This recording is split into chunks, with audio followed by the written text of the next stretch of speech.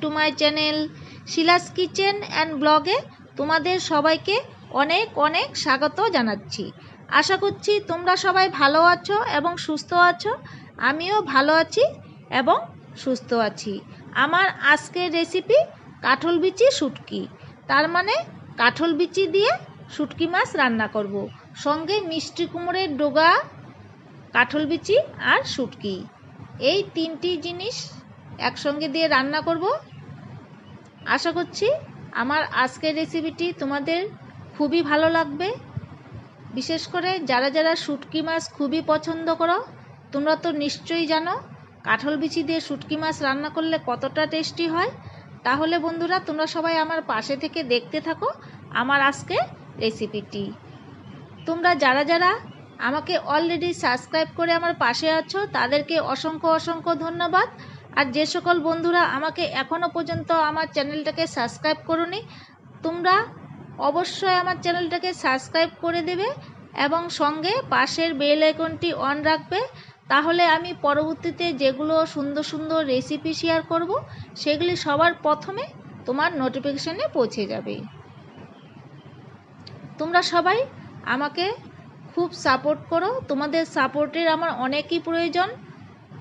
আমার আজকের এই কাঠল বিচি আর মিষ্টি কুমড়োর ডগা দিয়ে শুটকি মাছ খুবই দুর্দান্ত একটি রেসিপি, গরম ভাতের সঙ্গে জাস্ট জমে যাবে, একদম অসাধারণ একটি রেসিপি। তাহলে বন্ধুরা, আমি রেসিপিটি এখন শুরু করছি। আমি রান্নাঘরে চলে এলাম। এখানে দেখো লোটে শুটকি মাছ আমি ভালোভাবে কেটে গরম জল দিয়ে ধুয়ে নিয়ে নিয়েছি।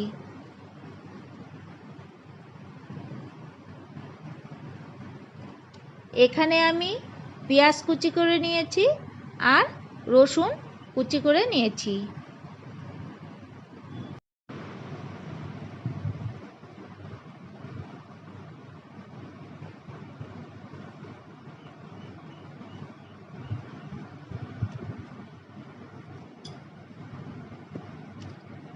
এখানে দেখতে পাচ্ছ আমি কি কি জিনিস রেডি করে নিয়েছি। এখানে কাঠল বিচি আমি অল্প হালকা সেদ্ধ করে নিয়েছি। এখানে মিষ্টি কুমড়োর ডগা ভালোভাবে কেটে ছোট ছোট করে নিয়েছি, দেখতেই পাচ্ছ একদম কচি কচি মিষ্টি কুমড়োর ডগাগুলি আমি সুন্দর করে কেটে নিয়েছি। আর এখানে আছে কাঁচা লঙ্কা, দুভাগে রেখেছি, কারণ আমি শুটকিটা দুরকম করে বানাবো, সেই জন্য দুরকম কাঁচা লঙ্কাও কেটে নিয়েছি। এখন আমি রান্নাটা স্টার্ট করব। এখানে কড়াইতে তেল দিয়ে দিয়েছি। তেলটা গরম হওয়ার পরে আমি প্রথমে কোচানো পেঁয়াজগুলি দিয়ে দিচ্ছি। পেঁয়াজ আর রসুন দুটো একসঙ্গেই দিয়ে দিলাম। একই উপকরণ দিয়ে দুটো রেসিপি হয়ে যাবে। প্রথমে আমি পেঁয়াজ আর রসুনটাকে ভেজে নিচ্ছি।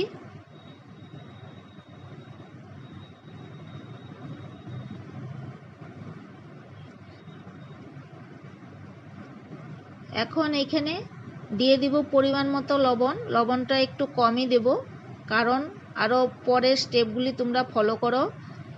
এখন আমি পেঁয়াজের পরিমাণ মতো লবণ দিয়ে দিলাম। এই লবণ দিয়ে আমি রসুন আর পেঁয়াজটাকে ভাজতে থাকবো।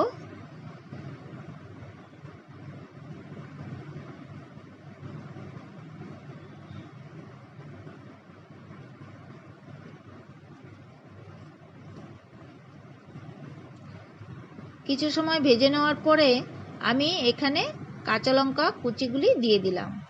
এখন একইভাবে পেঁয়াজ আর রসুনের সঙ্গে এই কাঁচা লঙ্কা কুচিগুলোকে ভাজবো যতক্ষণ পর্যন্ত পেঁয়াজের কালারগুলো চেঞ্জ না হচ্ছে, ব্রাউন কালার হচ্ছে, ততক্ষণ পর্যন্ত ভেজে নেব। এখানে আমি গুঁড়ো মশলা নিয়ে নিয়েছি, 1 চামচ হলুদ গুঁড়ো, 1 চামচ জিরার গুঁড়ো, 1 চামচ লাল লঙ্কার গুঁড়ো। দেখো পেঁয়াজগুলি আমার কালারও চেঞ্জ হয়ে গেছে, ব্রাউন কালার হয়ে গেছে। এখন আমি এখানে এই গুঁড়ো মশলাগুলি দিয়ে দিচ্ছি। গুঁড়ো মশলাগুলোকে আমি ভালোভাবে এই পেঁয়াজ রসুনের সঙ্গে একটু কষিয়ে নিব। এখন এর মধ্যে দিয়ে দিলাম এই শুটকি মাছের টুকরোগুলো। এই মশলার সঙ্গে আমি ভালো করে ভাজবো মাছগুলোকে। মাছগুলো যদি ভালোভাবে ভাজা না হয় তাহলে কিন্তু খেতে গন্ধ লাগবে।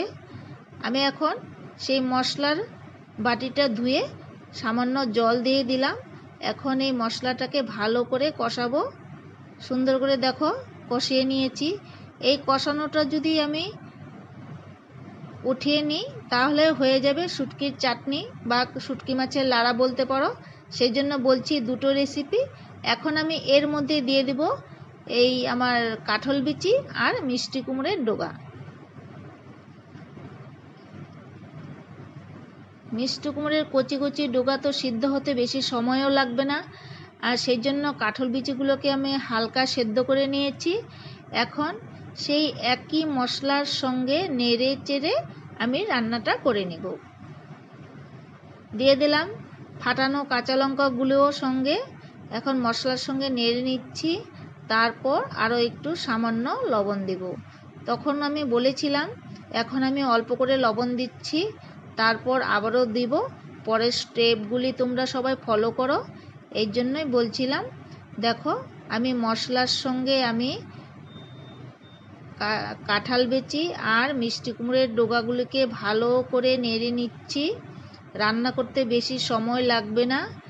এখন দিয়ে দিলাম পরিমাণ মতো, যতটা লবণ লাগবে তোমাদের পরিমাণ অনুযায়ী তোমরা ব্যবহার করবে।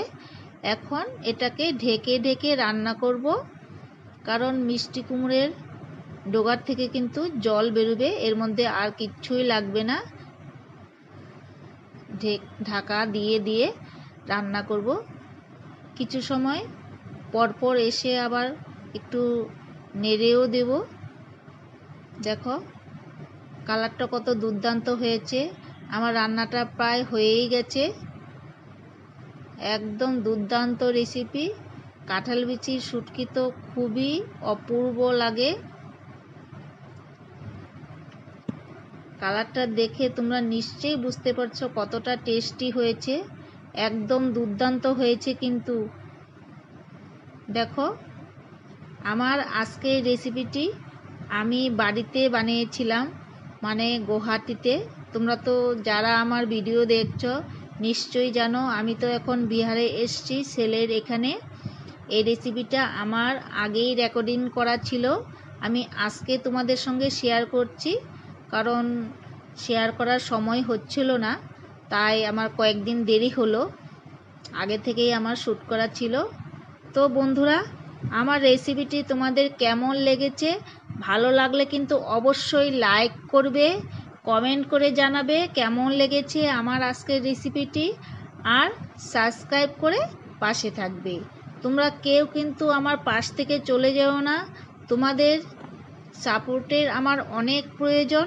এভাবেই তোমরা আমার পাশে থেকে আমাকে উৎসাহ দিতে থাকো, তাহলে আমি তোমাদের উৎসাহটা পেয়েই আরও নতুন নতুন এই রেসিপি দিতে আমি চেষ্টা করব। তাহলে আমি আজকের মতো আমি এখানেই রাখছি। আবারও চলে আসব নেক্সট ভিডিও নিয়ে। তোমরা সবাই ভালো থাকো, সুস্থ থাকো, আমাকে এইভাবে উৎসাহ দিয়ে আমাকে আনন্দিত করতে থাকো। Bye bye.